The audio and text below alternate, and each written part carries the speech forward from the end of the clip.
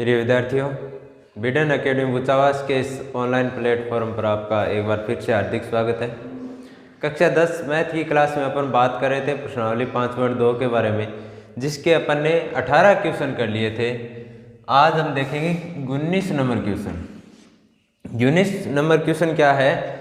सुब्बा राव ने 1995 में कोई 5,000 रुपये की मासिक वेतन पर काम स्टार्ट किया था।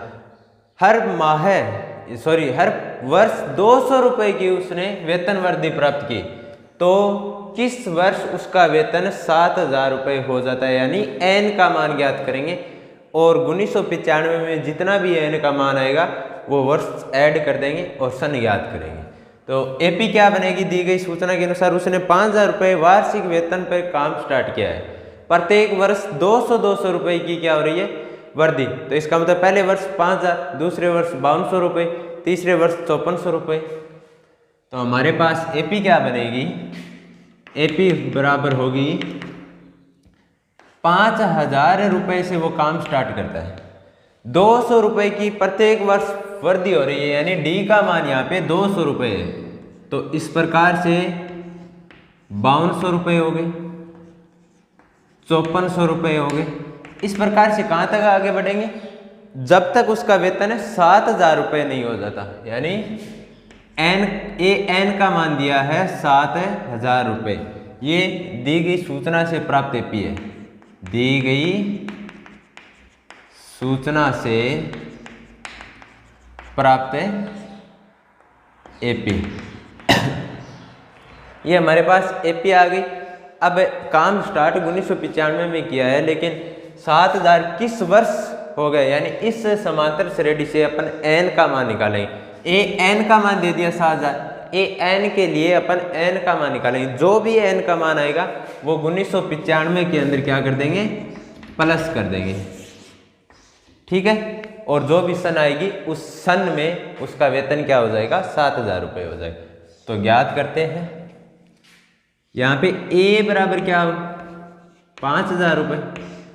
d बराबर है 200, क्योंकि प्रत्येक वर्ष 200 रुपये की वृद्धि हो रही है, या वैसे भी निकाल सकते हो a2 माइनस a1, यानी 5,200 माइनस 5,000 करेंगे तो 200 रुपये। और n का मान क्या है यहाँ पे? 7,000। और n का मान ज्ञात करेंगे 7,000 के लिए। तो किसी भी समांतर श्रेणी के लिए या एपी का nवां पद निकालने का सूत्र क्या होता है? nवां पद, यानी an बराबर a प्लस n-1 गुणा d। अब an का मान है हमारे पास, a का मान है, n का मान ज्ञात कर रहे हैं, d का मान है। n का मान क्या है? 7,000।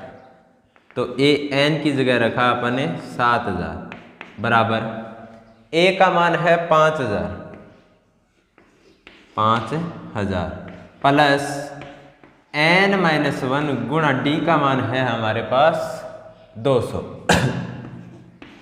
d की जगह रखा 200। अब 5,000 इस पक्ष में प्लस के पक्षांतरण करके इस साइड लाएंगे तो माइनस के हो जाएंगे, यानी 7,000 माइनस 5,000 बराबर क्या आएगा? n-1 गुणा 200। अब 7,000 में से 5,000 कम करेंगे तो कितने बचेंगे? 2,000 बचेंगे। और इसके बराबर क्या चल रहा है?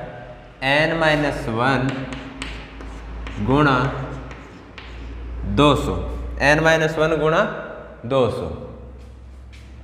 अब 200 n-1 के गुणा में इस साइड आएगा तो पक्षांतरण करने के बाद भाग में आ जाएगा, यानी 2,000 बट्टे 200 हो गए।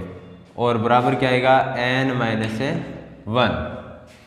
तो 200 का भाग लगाएंगे यहाँ पे, 2 शून्य से 2 शून्य, और ये हो गए 10, यानी n-1 बराबर क्या बचेगा? 10। यहाँ से n बराबर क्या आएगा? 10 प्लस 1, यानी n बराबर आएगा 11। अब 11 वर्षों में उसका वेतन कितने रुपए बढ़ गया? 7,000 रुपये बढ़ गए। प्रत्येक वर्ष बढ़ कितना आ रहा है? 200 रुपये बढ़ रहा है। कितनी वृद्धि हो रही है? 200 रुपये की वृद्धि हो रही थी। डी का मान हमारे लिए 200 हो गया। 5,000 रुपये वेतन से स्टार्ट किया था, तो ए का मान अपन ने 5,000 रुपये ले लिया। 7,000 वेतन के लिए वर्ष ज्ञात करने थे, तो 7,000 ए एन का मान हो गया। यहाँ मान रखा एपी के एन सूत्र में, ए एन की जगह 7,000 रखे, यहाँ 5,000 प्लस एन माइनस 1 गुणा 200, यानी डी का मान हमारे पास क्या है? 200। 7,000 माइनस 5,000 बराबर एन माइनस 1 गुणा 200। 5,000 कम किए तो 7 में से तो 2,000 बचे। 2,000 में 200 का भाग लगाया तो 2 शून्य से 2 शून्य कैंसिल, 20 में 2 का दिया 10। इस प्रकार से n माइनस 1 बराबर हुआ 10, तो n बराबर क्या आ गया? 11। अब 11 क्या है? उसका नाम था सुब्बाराव ने 11 वर्षों बाद अपने वेतन में 7,000 रुपये की वृद्धि कर ली। अर्थात शुरू कब किया था उसने? 1995 से। 1995 से। इसमें कितने वर्ष ऐड करेंगे अपने? 11 वर्ष ऐड करेंगे। तो 11 वर्ष ऐड करेंगे तो सन क्या बन जाएगी? 5 और 1 6, 9 1 10, हासिल 1, 9 1 10 और 2000। 2006 में उसका वेतन 7,000 रुपये हो जाता है। 7,000 रुपये हो जाता है। दोबारा देखिए क्वेश्चन को। दी गई सूचना ये थी कि हमारे पास किसी व्यक्ति ने 1995 में 5,000 रुपये के मासिक वेतन पर काम करना शुरू किया था।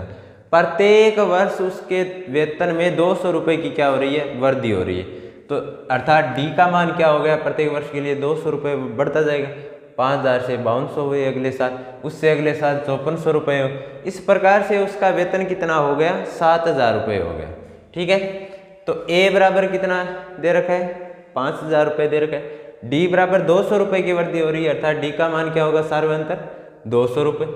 ए एन बराबर 7,000। 7,000 के लिए एन का मान याद करना है।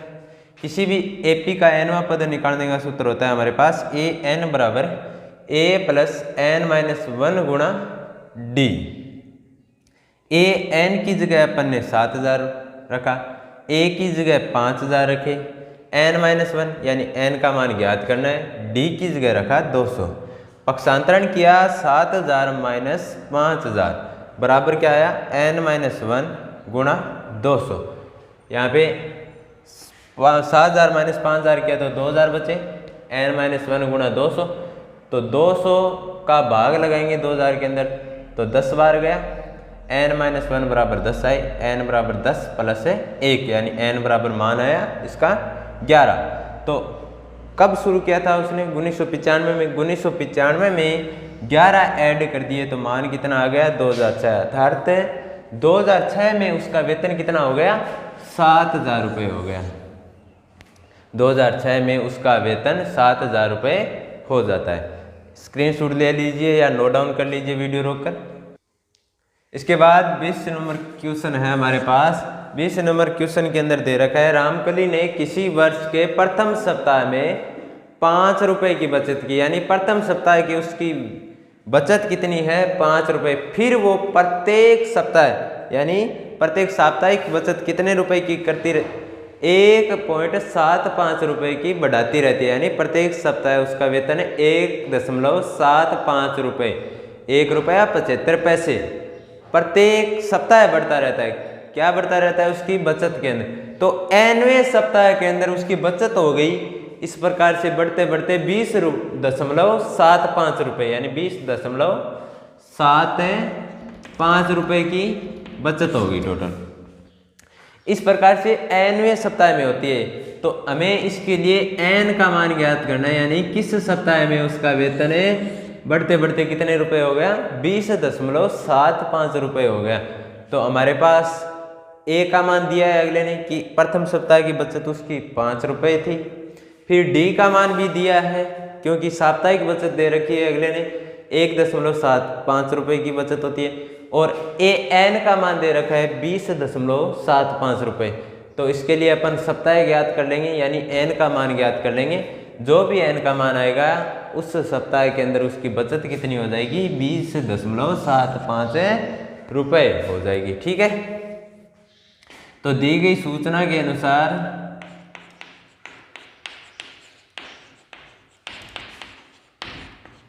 एपी क्या बनेगी। दी गई सूचना ये है कि प्रथम सप्ताह की बचत उसकी कितनी है, 5 रुपये की बचत है। ये लो 5 रुपये की बचत। अब प्रत्येक सप्ताह उसकी बचत बढ़ती है, कितने रुपए बढ़ती है, 1.75 रुपये बढ़ती है। 5 में 1.75 ऐड करेंगे तो क्या आएगा, 6.75 आएगा। अब ये दूसरे सप्ताह की बचत होगी 6.75। अब इसके बाद तीसरे सप्ताह में भी कितनी वृद्धि होगी, 1.75 रुपये की होगी। अब 6.75 रुपये में अपन 1.75 रुपये ऐड करेंगे तो हमारे पास बनेंगे 8.50 यानी 8.5 रुपये। इस प्रकार से बचत होते होते उसकी बचत हो कितनी जाती है, 20.75 रुपये हो जाती है। तो हमारे पास एक एपी बन गई 5, फिर उसके बाद 6.75, उसके बाद 8.50, उसके बाद ऐसे ऐसे चलते चलते ए एन का मान आ गया 20.75। अब अपन इस ए एन के मान के लिए एन का मान ज्ञात करेंगे, अर्थात रखेंगे यहाँ पे ए बराबर क्या है, 5 है।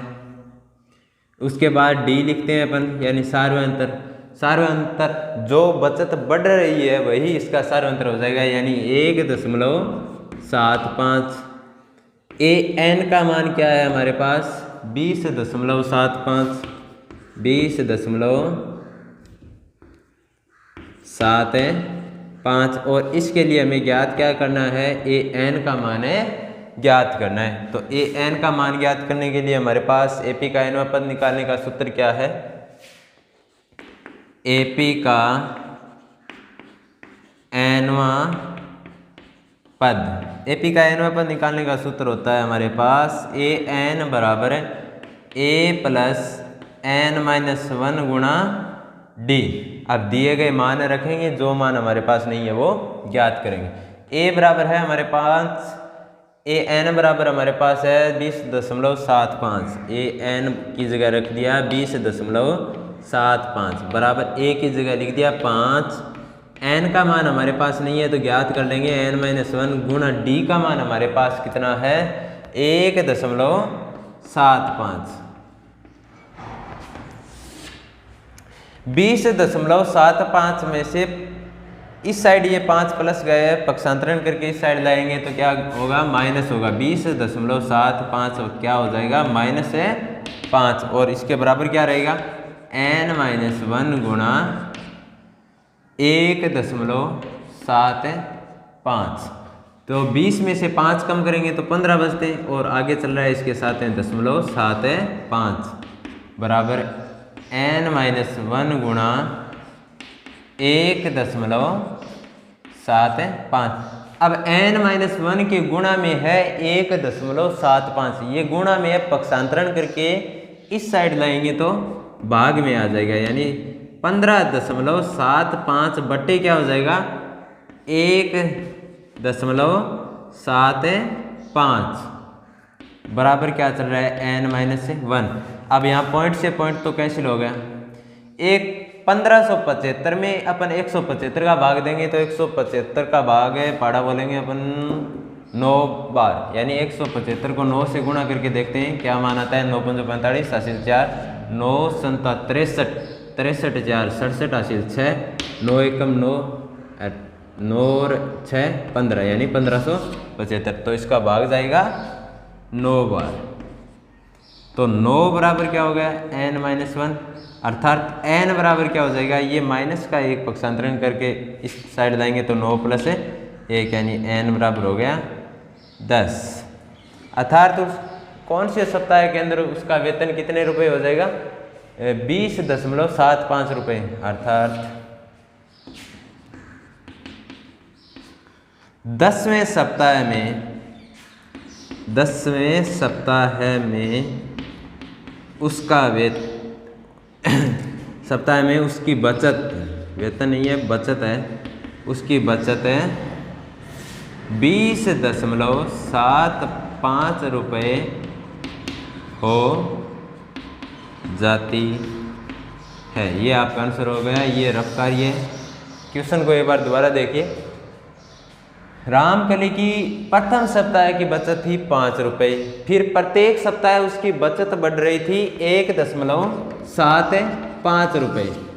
बचत बढ़ कितनी रही थी, 1.75 रुपये। तो 5 में अपन ने 1.75 ऐड किए तो दूसरे सप्ताह की बचत क्या होगी, 6.75। उसके बाद भी 1.75 की वृद्धि होगी तो 8.50 हो गए। इस प्रकार चलते चलते 9वें सप्ताह के अंदर उसकी बचत हो जाती है 20.75 रुपये। तो अपन को इस 20.75 रुपये के लिए n का मान ज्ञात करना है, अर्थात किस सप्ताह में उसकी बचत 20.75 रुपये हो जाती है। तो इसके लिए अपन ने a का मान निकाल लिया, d का मान वही होता है जो प्रत्येक सप्ताह में बचत हो रही है, यानी 1.75 रुपये। और an बराबर 20.75 है। AP का n पर निकालने का अपन ने सूत्र रखा, an बराबर a प्लस n माइनस 1 गुणा d। इस प्रकार से मान दिए गए मान रखें और n का मान 10 निकाल लिया, जो कि क्या है 10वें सप्ताह, यानी सप्ताह का क्रम आ गया। वो 10वां सप्ताह ऐसा है जिसमें उसकी बचत कितनी हो गई, 20.75 रुपये हो गई। ये थे nवें सूत्र पर जितने भी सवाल थे आपकी बुक के 5.1 और 5.2 तक के क्लियर हो गए यहाँ तक। अब इसके बाद आते हैं n पदों का योगफल निकालने का सूत्र। तो एक बार आप इस क्वेश्चन को नोट डाउन कीजिए, उसके बाद आगे करेंगे।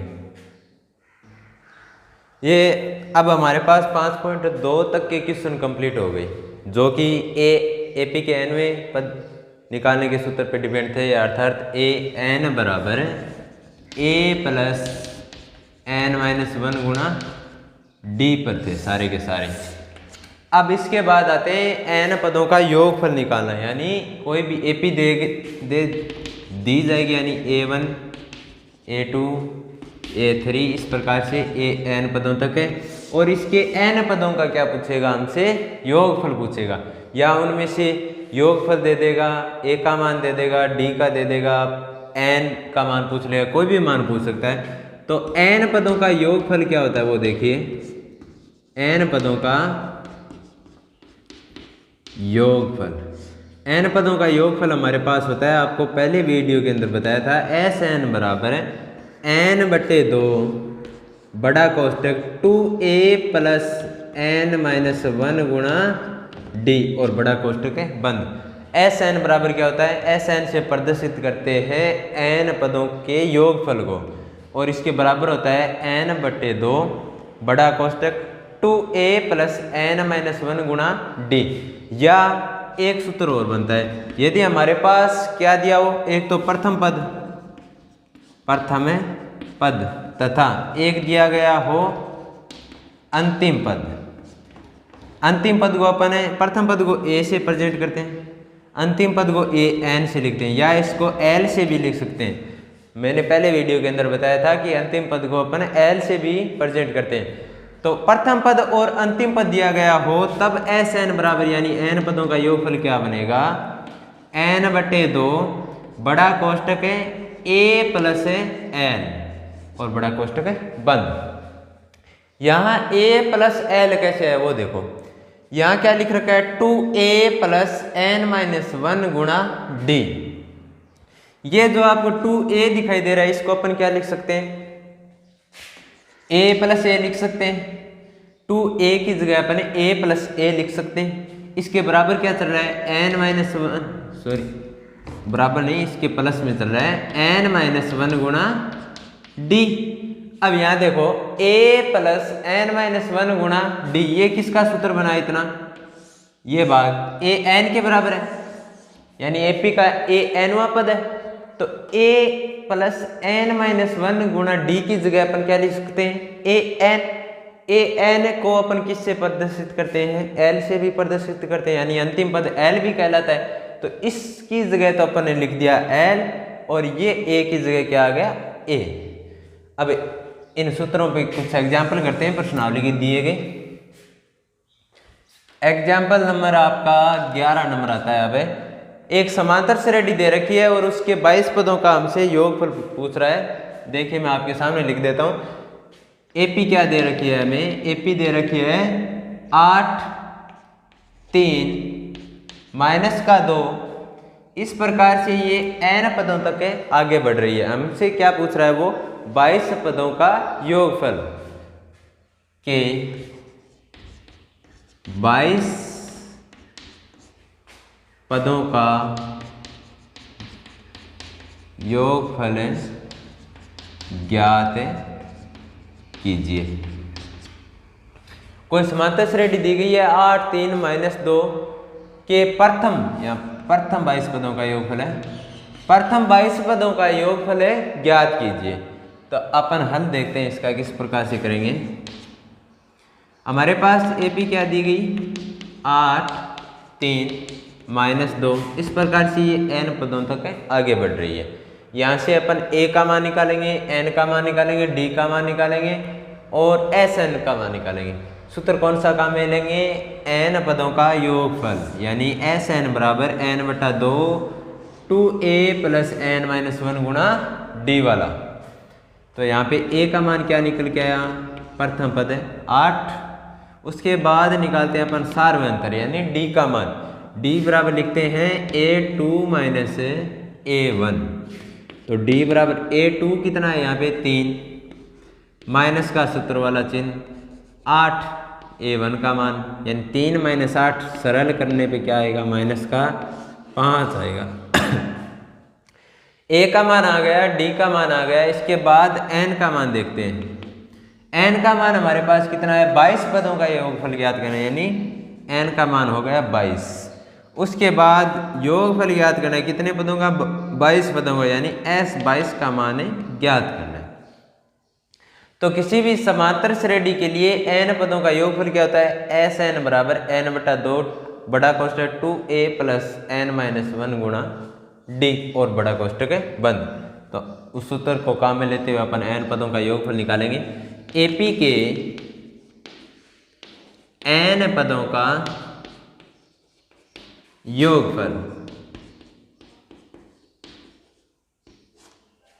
योगफल को अपन Sn से प्रदर्शित करते हैं। इसके बराबर होता है n बटे 2 बड़ा कोष्टक 2a प्लस n माइनस 1 गुणा d और बड़ा कोष्टक बंद। अब दिए गए मान इस सूत्र के अंदर रखेंगे और सरल करेंगे। Sn यानी n का मान हमारे पास है 22 पदों का योगफल बराबर क्या हो गया, 22 बटे 2 बड़ा कोष्टक 2 गुणा a का मान कितना है हमारे पास 8, a की जगह लिख दिया 8 प्लस n माइनस 1 यानी n का मान हमारे पास 22 है, माइनस 1 गुणा d का मान कितना है माइनस का 5। तो ये चिन्ह सहित मान रखेंगे माइनस 5 और बड़ा कोष्टक बंद। तो S22 बराबर क्या हुआ, 22 बट्टे 2 को सरल करेंगे क्या आएगा 11 गुणा बड़ा कोष्टक 2 गुणा 8 16 प्लस 22 माइनस 1 करेंगे तो 21 और गुणा में क्या चल रहा है माइनस का 5 और बड़ा कोष्टक बंद। अर्थात बना क्या, 22 में 2 का भाग दिया 11 आई, गुणा का चिन्ह 2 गुणा 8 16 प्लस 22 माइनस 1 को सरल किया तो 21 गुणा में है इसके माइनस 5। आगे सरल करते हैं। S22 बराबर क्या बनेगा, 11 गुणा 12 है, पड़ा रहने दो, अंदर क्या बना 16। ठीक, अब प्लस का गुणा माइनस के साथ किया तो ये हो गए माइनस, 21 का गुणा 5 के साथ करेंगे, 21 पंजो 105। और अब इसको आगे सरल करते हैं, s 22 बराबर 11 गुणा माइनस का 89 बचेगा। 105 माइनस के, इसमें से 16 प्लस के घटाएंगे तो कितने बचेंगे, माइनस के 89। और माइनस का गुणा प्लस के साथ करेंगे तो आएगा माइनस। 11 का गुणा किसके साथ करेंगे, 89 के साथ करेंगे, तो 89 से 11 को गुणा कर दो, 9 8 9 17, असल 1 8 1 9, यानी 979। ये कितने पदों का योगफल आया हमारे पास है, 22 पदों का। योगफल माइनस के रूप में प्राप्त हो सकता है, हमें प्लस के रूप में प्राप्त हो सकता है, और जीरो भी प्राप्त हो सकता है। जैसे विज्ञान के अंदर विस्थापन धनात्मक, ऋणात्मक और शून्य होता है, उसी प्रकार यहाँ योगफल माइनस के रूप में प्राप्त भी हो सकता है, प्लस के रूप में भी प्राप्त हो सकता है, और शून्य भी प्राप्त हो सकता है। क्यों? क्योंकि ये दिए गए अनुक्रम या समांतर श्रेणी पर निर्भर करता है। यदि उसमें समांतर श्रेणी निरंतर माइनस यानी घटते पदों की ओर जा रही है, तो उसका योगफल भी हमें किस रूप में प्राप्त होगा, माइनस के रूप में प्राप्त होगा। अतः दी गई एपी के प्रथम 22 पदों का योगफल -979 है। ये आपका आंसर हो गया। ठीक है, तो एक बार दोबारा देखिए, हमें एक एपी दे रखी थी, 22 पदों का योगफल ज्ञात करना था। तो एपी बराबर क्या हुआ, 8 3 -2। इस प्रकार से ये n पदों तक आगे बढ़ रही है। यहाँ पे a बराबर 8, d बराबर a2 - a1 निकल गया है, और d बराबर 3 - 8 हो गए। अब 3 - 8 चिन्ह आएगा माइनस का, 8 में से 3 कम करेंगे तो आए 5। इस प्रकार n का मान हमारे पास 22 था, सूत्र लगाया और 22 पदों का योगफल ज्ञात किया। स्क्रीनशॉट लीजिए आप इसका। अब एग्जाम्पल नंबर 11 की तरह आपके सामने मैं कुछ समांतर श्रेणियाँ लिख रहा हूँ, जिनको आपको घर पे करना है योगफल। जैसे कोई एग्जाम्पल लिख रहा हूँ मैं आपके सामने। एक एपी है 3 15 27। इस प्रकार से ये आगे n पदों तक जा रही है कि प्रथम 15 पदों का योगफल ज्ञात कीजिए।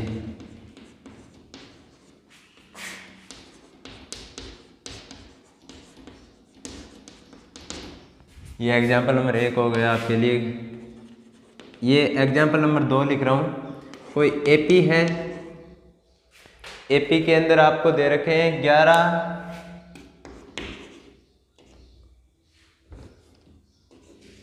8 5 2। इस प्रकार से ये n पदों तक आगे बढ़ रही है कि प्रथम 50 पदों का योगफल ज्ञात कीजिए।